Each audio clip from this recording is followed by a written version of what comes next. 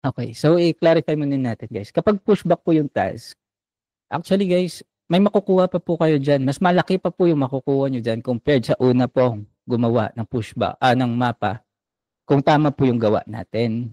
So wala pong rason para mag-stop tayo mag-work kapag pushback na lang po yung task. Actually, mas madali nga yan eh. Kasi kahit pa paano, naayos na yung ibang mga bahay dyan. Kukunti may mga errors andun tayo. Pero kung kayo nakapagpa-approve nun, mas malaki po yung makukuha natin. So wala pong rason, like I said, para mag-stop tayo mag-work kung pushback na lang yung mga task. Tsaka kung hindi rin kayo magtatrabaho, hindi natin ito matatapos yung project. Diba? So for the tab 3209, asa na ba yan? 3209. For the tab 3209, it is almost 600k features. So nag-open pa lang. Halos 1M to eh. Okay? 652,329 features na lang yung natitira, which is yung hindi pa na-pull. It is 3,500 maps. And ito yung itsura ng mapa. So saan tayo nahihirapan ng mapa for now? Okay lang yan. Okay lang yan. Walang problema kung every link na hindi naman tayo makakapagtrabaho. At least nagtatrabaho, di ba? So, ano yung problema natin sa mapa? Saan kayo nalilito for this tab? Now, but at least ma-address natin yung concerns ninyo.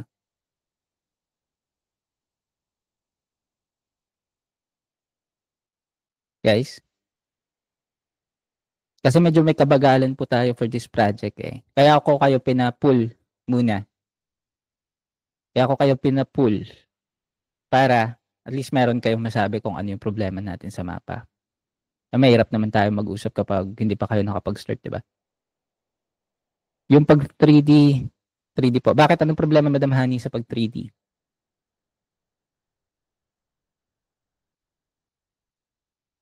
Mahirap i-identify kung saan yung wall?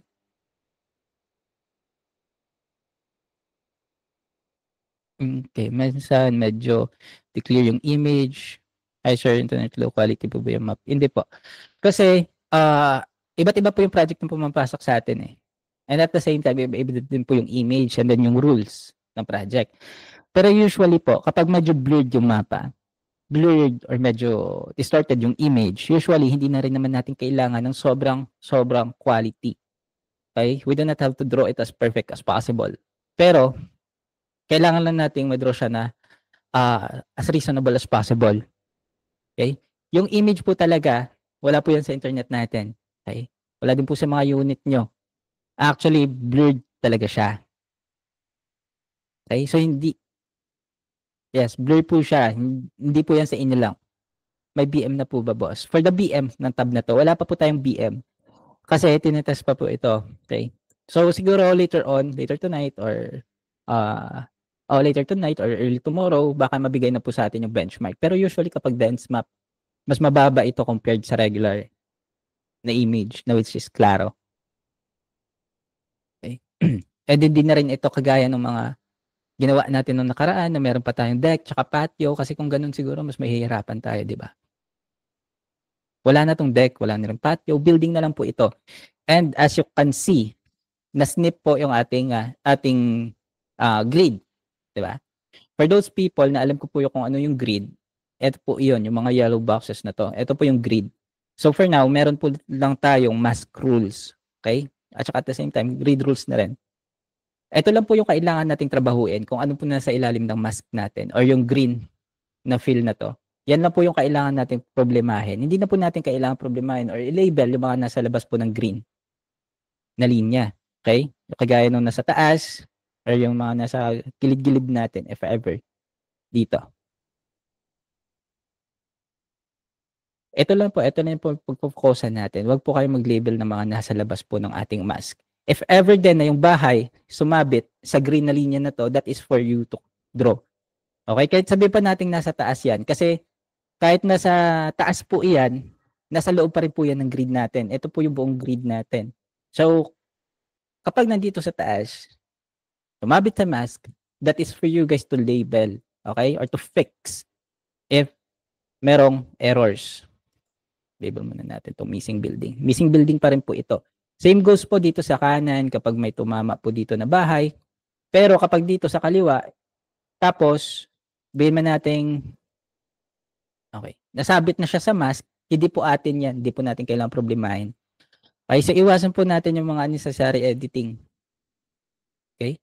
Pag nasa linya lang po ng green, yes po, pag nasa linya ng green and at the same time, nasa loob po siya ng green na mask, ayan po yung atin.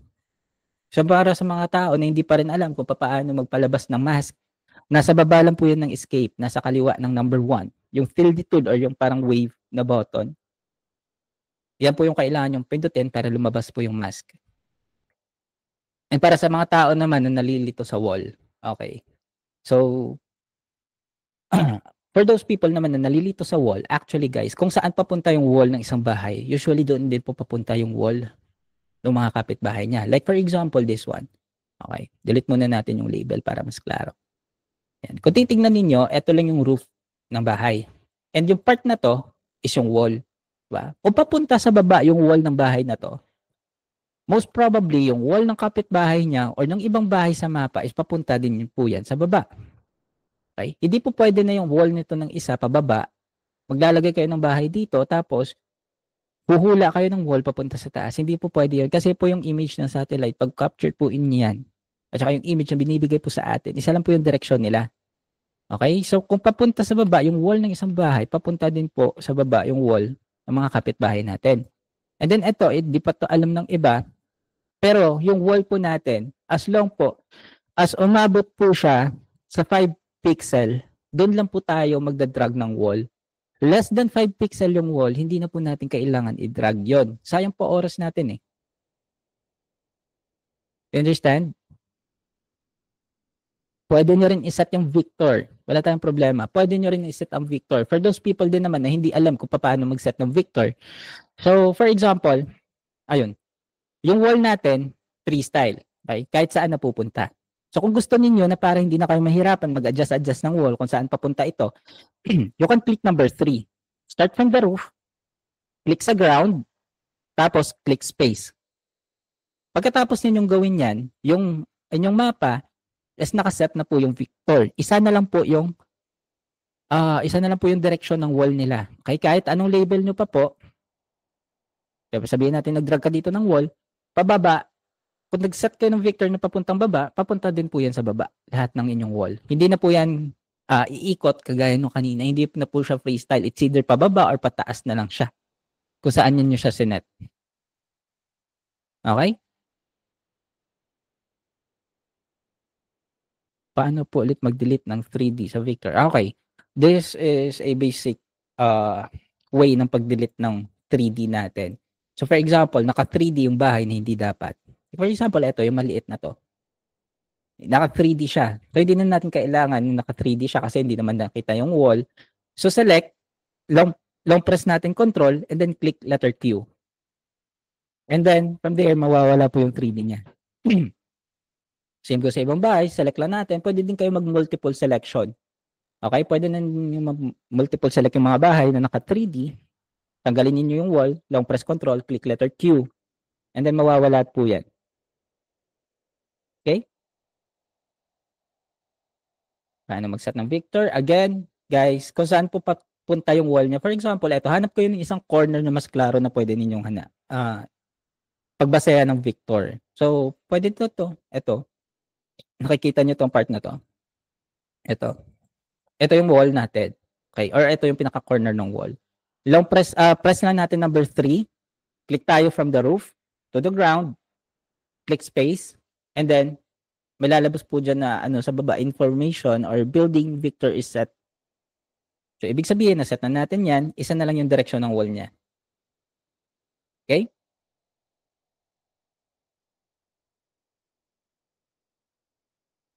Okay, punta tayo sa townhouse. Okay. Unahin muna natin yung mga concerns nyo. Townhouse, actually, wala masyadong townhouse dito. Yung mga townhouse dito separated eh. Or mga bahay dito separated. Pero may mga bahay dyan, which is parang dikit-dikit sila kagaya nito. Okay, so kung dikit-dikit sila kagaya nito, guys, actually, kung walang silang separation kagaya nito, yan, pwede nyo silang i-draw as one. Okay, kung na-label na rin naman sila ni AI as like this, yung pinakamadaling pwede ninyong gawin, sa totoo lang, you can merge these labels, fix ninyo yung corners, Tapos kung naka 3D, tanggalin niyo yung 3D. And from there, pwede niyo siyang i-cut per property. Okay? Per property. Kasi yung mga bahay dito guys, may mga fence eh. So you can cut them per property like that. And then, pwede na po yan. Pwede niyo nang ipasa yan. Kasi meron naman tayong 5 pixel error allowance. Pwede ninyong tie-in. Hanap tayo. Pwede natin gawing example. Actually, parang wala. Pero once na merong townhouse, for example lang, usually yung townhouse ganito yung shape niya eh.